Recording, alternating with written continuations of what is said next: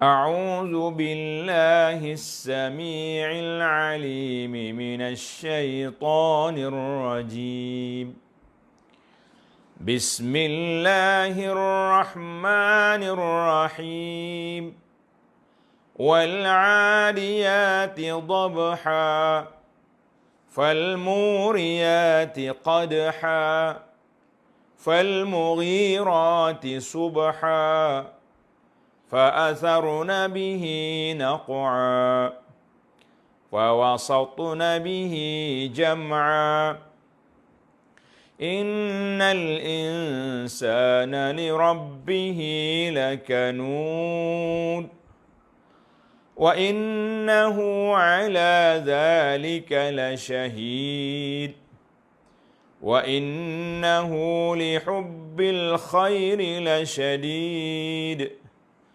أفلا يعلم إذا بعثر ما في القبور وحصل ما في الصدور إن ربهم بهم يومئذ لخبير.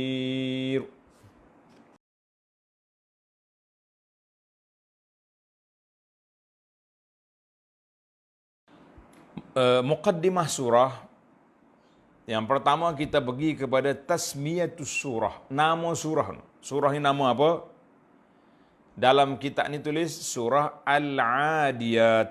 Apa makna Adiyat? Kuda perang yang tangkas larinya. Tu adi maknanya yang menerkam, yang menyerang. Itu makna adi. Ada.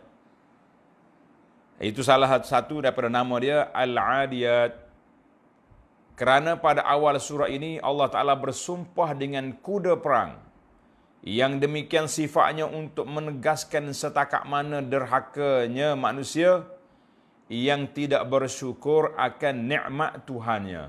Manusia yang tak syukur, maknanya kalau tak syukur dia kufur pada nikmat Allah Azza wa Jalla. Ini kumpulan yang agak berat. Ada sebahagian kitab tafsir dia tulis dengan waw, ambil daripada ayat asal wal surah wal adiyat. Itu di antara nama surah.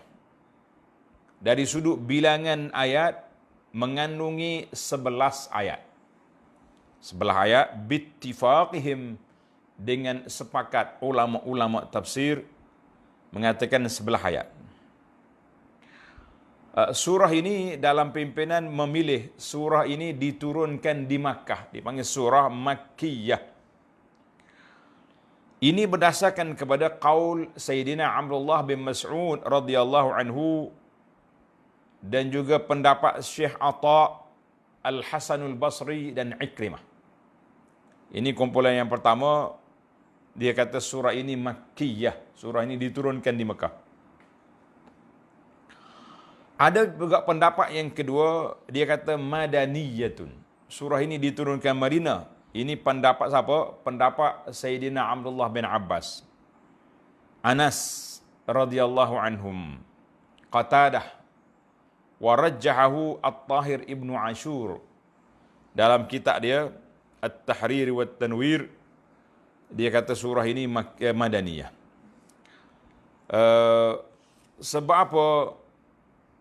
Sebab apa mereka berkhilaf? Sebab berdasarkan kepada sabab nuzul. Sabab nuzul. Kisah sabab nuzul ini diceritakan ruya Nabi SAW menghantar satu kumpulan, dipanggil Sariyah. Sariyah ni kumpulan yang kecil di kalangan tentera. Mereka pergi sebulan tanpa berita. Tak tahu cerita apa. Tak ada maklumat. Zaman tu tidak ada SMS, tak ada WhatsApp, kan. Jadi biasanya dia orang hantar mari, dia panggil wakil dia ni, dia hantar dengan kuda yang laju, dia akan bagi maklumat apa yang telah berlaku pada hari ini. Tapi dalam peristiwa ni tak ada. Tak ada khabar. Maka Nabi duk mikir ke terus apa jadi ni, menang ke, kena bunuh ke apa dia. Katanya summana zalat hazihi surah, turunlah surah ini. Mana kalau surah ni turun Madaniyah lah dia, sebab peperangan tak ada di Mekah. Itu hujah dia yang pertama. Cuma kata di para muhakkik, wahaza dhaif. Riwayat ini tidak kuat. Tidak kuat. Dan tidak kuat. Maknanya bezanya ada kata madaniyah, ada kata makkiyah. Dalam kitab pimpinan dia tulis makkiyatun. Sebab apa makkiyah?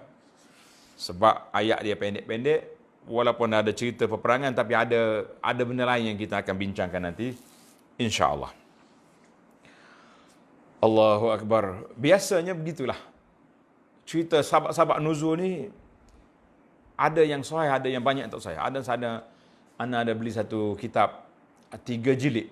Dia kumpul riwayat-riwayat sahabat nuzul. Masya-Allah. Menarik kitab ni. Dan tidak sahih kelebihan fadail hadis yang menyebut tentang kelebihan khas pada surah ini. Kelebihan Al-Quran itu tak ada orang petikai. Kelebihan khas tidak ada. Al-Fairuz Abadi dalam kitabnya Basairu Zawi Tamyiz menyebut beberapa asar, tapi kata muhakkik kita ini la tasih. Tidak sahih juga. Jadi kerana itulah muhakkik kata dia sebut, ya ada, tapi dia tak sebut riwayat itu kerana tidak sahih. Baiklah para jemaah sekalian, kita pergi kepada intisari kandungan surah ini. Apa dia kau isi kandungan dia? Dalam surah ini Allah Subhanahu wa taala bersumpah dengan kuda perang yang demikian handalnya. Mana kuda ni kalau kita tengok dia berlatih hebat tu. Akak kaki dua tu, masya-Allah tabarakallah. Memanglah munasabah dengan Allah Taala bersumpah wal adiyat dengan kuda ni. Sebab satu benda yang perlu kita tengok, perlu kita teliti. Kuda, dulu kuda orang buat perang, lah ni kuda orang buat main ya, kan? Buat lomba kuda, buat judi. Nauzubillah.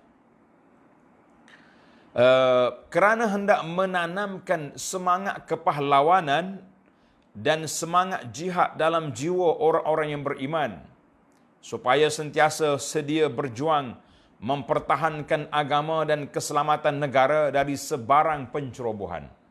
Itu dia panggil, Allah Ta'ala sebut kuda ni sebab kuda ni alat, kenderaan yang orang boleh masuk medan peperangan dengan dia, dan dia sangat membantu. Kita doa atas tu dengan pedang, kita kuda pula dengan kaki dia, dia tendang. Masya Allah tabarakallah. Itu hebat.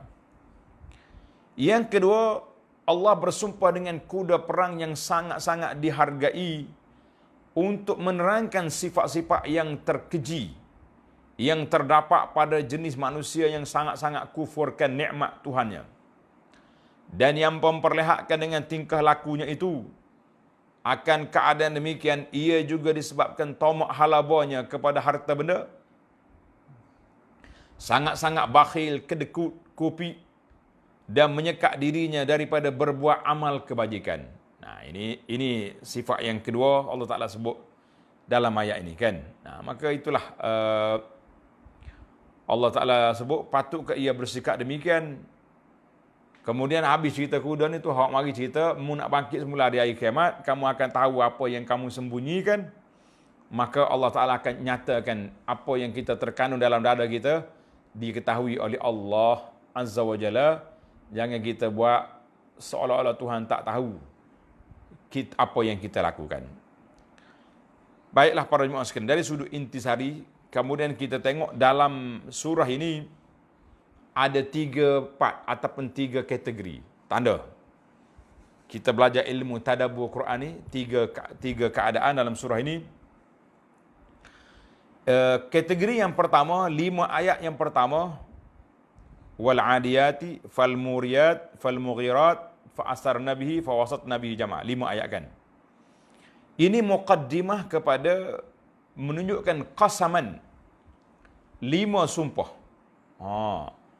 Allah Ta'ala sumpah, Allah Ta'ala bersumpah dalam ayat-ayat ini dengan makhluk-makhluk dia, dengan kuda, dengan yang kita sebut di sini. Baik. 1 hingga 5 itu ayat sumpah. Kita pergi pula kepada daripada ayat 6, 7, 8. Innal insana rabbihi lakanud. tak bersyukur. Wa innahu ala zalika la syahid, dia tahu. Dalam hati dia tahu benda tu. Tapi wak tak tahu. Wa innahu li hubbil khairi, puncanya kenapa? Sangat-sangat sayang kepada harta, takut hilang. Ini 3 ayat ini kategori yang kedua, iaitulah hakikat. Hakikat kepada apa yang telah Allah Ta'ala sumpahkan di awalnya, ni keadaan manusia. Jadi aku nak suruh mu tahu. Kemudian kategori yang ketiga, wa'zun wa tazkir. Nasihat dan peringatan, tazkirah daripada Allah Azza wa Jalla, bermula daripada ayat 9, 10, 11. Dalam ayat ni ada terbagi pada 3. Maka insya-Allah kita akan masuk satu-satu. Yang pentingnya 3 kategori. 1 hingga 5, 6 hingga 8, 9 hingga 11. Insya-Allah kita masuk satu-satu dalam masa yang sangat ringkas ini untuk kita ambil manfaat tadabbur beberapa ayat yang sempat kita ambil.